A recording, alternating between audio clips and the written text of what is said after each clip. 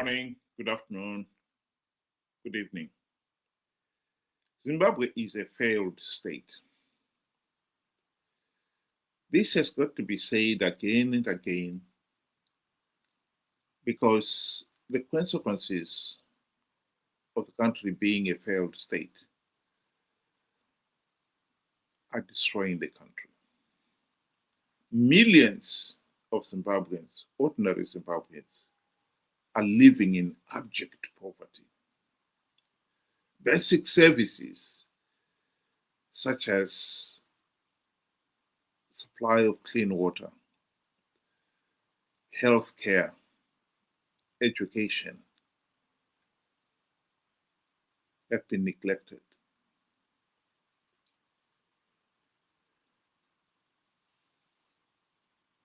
In the picture there is a line of new vehicles that we bought this week and distributed to army officials. One or two of them. And the regime has promised to supply a total of 700 of them. This is just one example of where the regime is spending its money. The week before that, Mnangagwa gave all his Zanu PF Central Committee members a new vehicle. The week before that, it was the Women's League. The list just goes on and on and on. There is no doubt that the nation is in serious economic trouble. So the question then is, why are we wasting resources instead of providing what the nation needs for development and to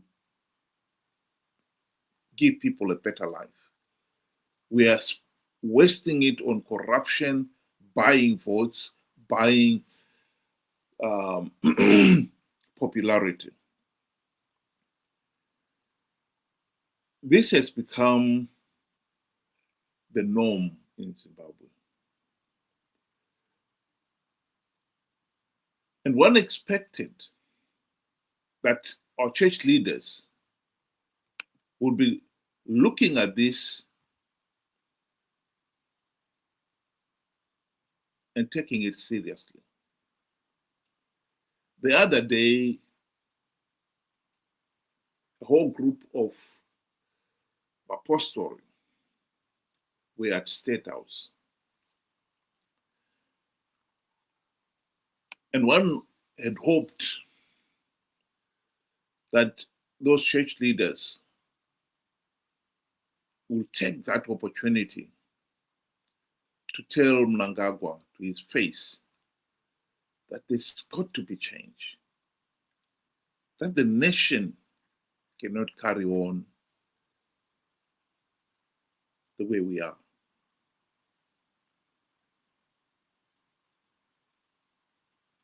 It's not expecting too much.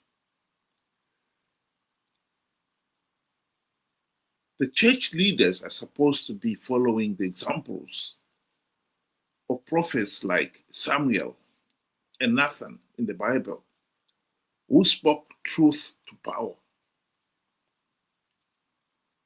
Unfortunately, in Zimbabwe, it appears that the ruling elite have our church leaders in their pockets.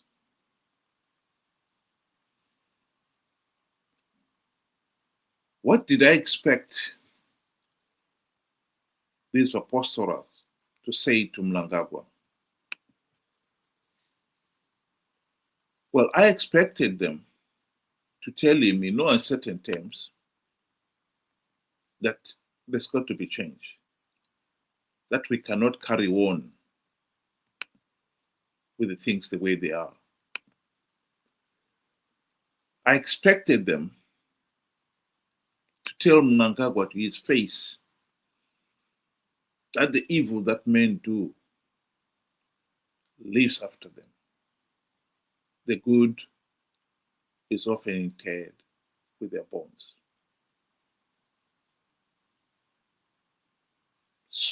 Speak the truth to power. But alas, the church leaders have been corrupted just in the same way Zanu PF has corrupted the army, the judges,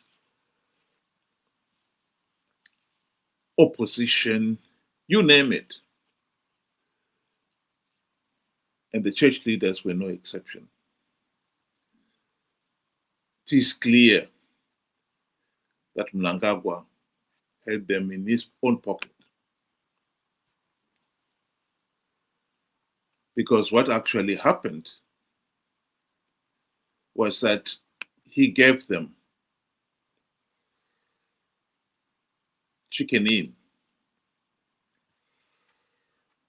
And they were so impressed.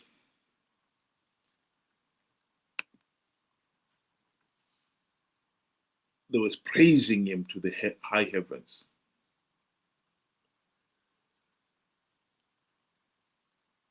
It is, of course, disappointing.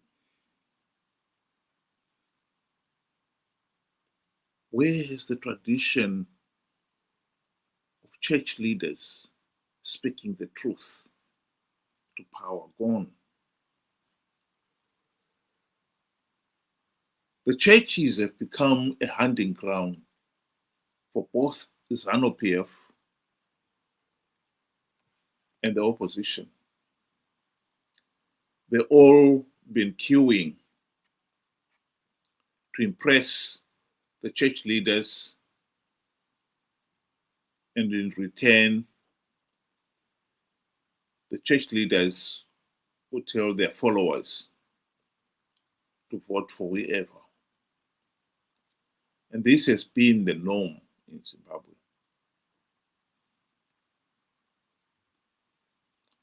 Here is Chamisa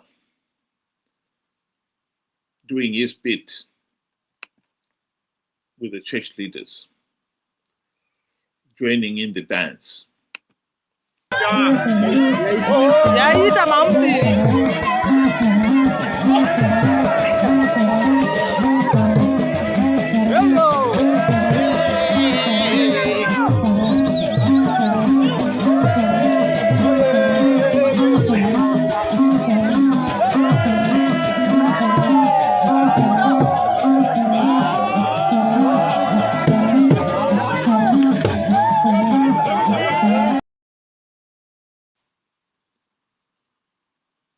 It is tragic because both Zanu PF and Triple C know that in the churches, if they have the leaders in their pockets, those leaders will tell their followers to vote for whoever. And so they are hunting, the churches have become a rich hunting ground for votes, which is a tragedy.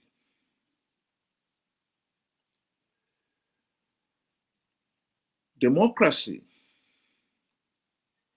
as a government of the people, by the people, for the people, only works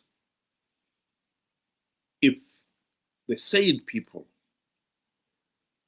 are diligent in holding those in positions of power and authority to account.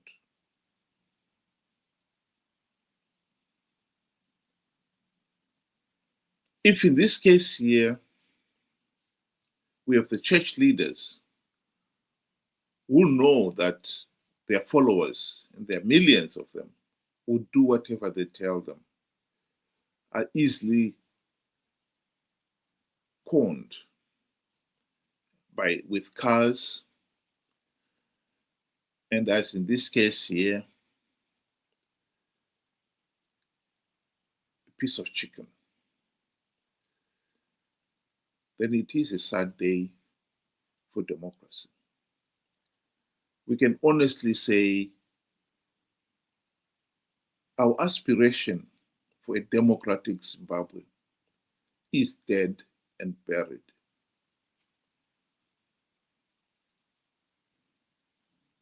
Think about it. Thank you. Have a good afternoon.